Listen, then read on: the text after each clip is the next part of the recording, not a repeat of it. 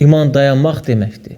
Dayanırsan, haramların qarşısında dayanırsan və Allahın əmrlərinə itaət edirsən, Allahın əmrlərinə riayət edirsən. Ona görə insan düşünməlidir.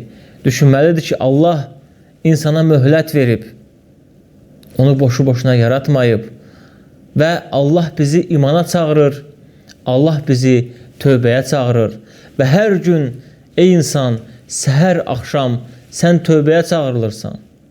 Hər gün gecə sən tövbəyə çağırılırsan. Bunu sən anlamalısan, bunu bilməlisən. Allah səni hər gün çağırır. Hər gün səni çağırır.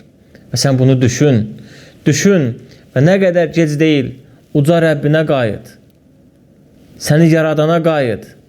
Səni yoxdan xəlq edənə qayıt. Sənə sürət verənə qayıt. Sənə rəhm edənə qayıt.